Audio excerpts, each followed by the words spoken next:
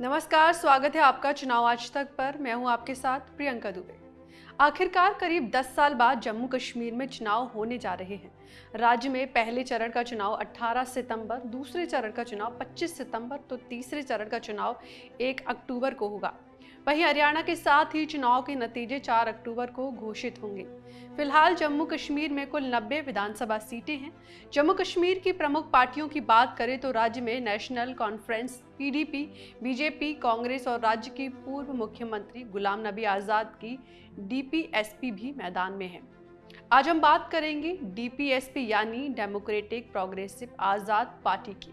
लेकिन इससे पहले आपको बता दें कि चुनाव आज तक पर चुनावी राजनीति से जुड़ी तमाम अहम खबरों का एकमात्र विश्वसनीय ठिकाना चुनाव आज तक है। इसलिए अगर आपने अब तक हमारे चैनल को सब्सक्राइब नहीं किया तो चैनल सब्सक्राइब जरूर कर लें। साथ ही हमारे वीडियोस को लाइक करना बिल्कुल भी ना भूलें। कांग्रेस के आला कमान की कार्यशैली से नाराज होकर बड़े नेताओं में शुमार होने वाले गुलाम नबी आजाद ने पार्टी को अलविदा कह दिया। उन्होंने बाद में डेमोक्रेटिक प्रोग्रेसिव आजाद पार्टी की स्थापना की। अब जम्मू कश्मीर में चुनाव के ऐलान के साथ ही गुलाम नबी आजाद को अपना रुख तय करना है। सूत्रों का कहना है कि उनकी पार्टी के ज्यादातर नेता उनकी मौजूदा पोजीशनिंग से खुश नहीं हैं। वे चाहते हैं कि आजाद अपनी डेमोक्रेटिक प्रोग्रेसिव आजाद पार्टी की लाइन खुलकर स्पष्ट करें। शुरू में उन पर आरोप लगाया गया था कि उन्होंने पार्टी की गठन बीजेपी की मदद के लिए किया है। हालांकि बाद में अटकलें खुद ब खुद खत्म हो गई। दूसरी ओर गुलाम नबी आजाद पर कांग्रेस में घर वापसी करने का दबाव भी है। हालांकि कांग्रेस गुलाम नबी आजाद की घर वापसी को लेकर उत्साहित नजर नहीं आ रही।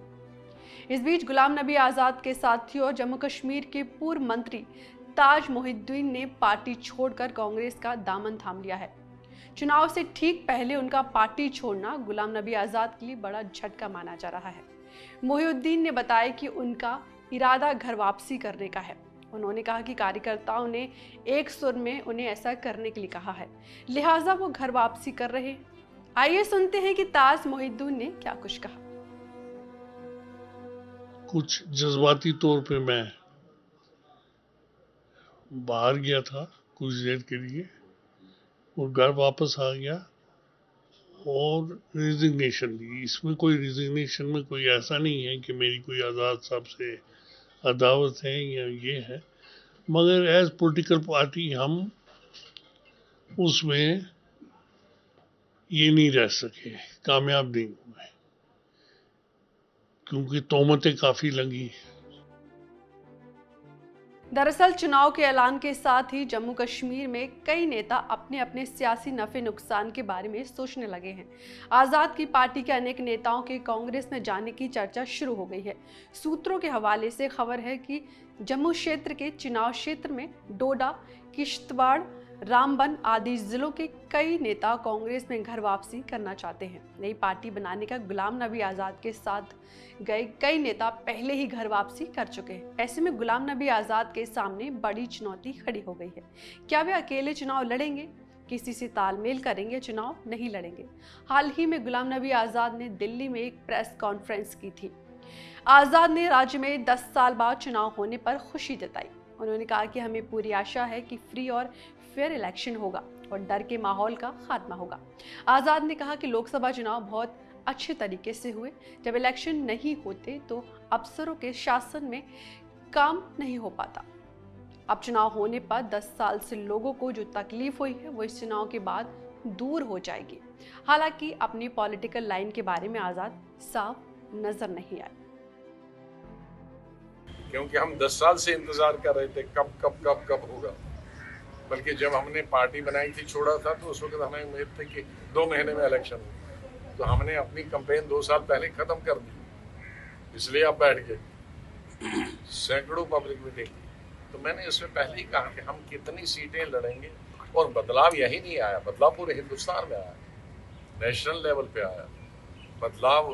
नेशनल लेवल पे भी आपने 2 महीने पहले देखा कि पूरे हिंदुस्तान में अलग अलग पार्टियां लड़ी, लेकिन इस वक्त पूरा देश 2 गुटों में बटा हुआ था, India alliance and NDA alliance. तो ये एक बहुत बड़ा बदलाव हुआ, इतना कभी नहीं हुआ। आप खुद चुनाव लड़ेंगे, आप सीएम का चेहरा होंगे? देखिए, इस वक्त कोई सीएम का चेहरा की जरूरत नहीं है।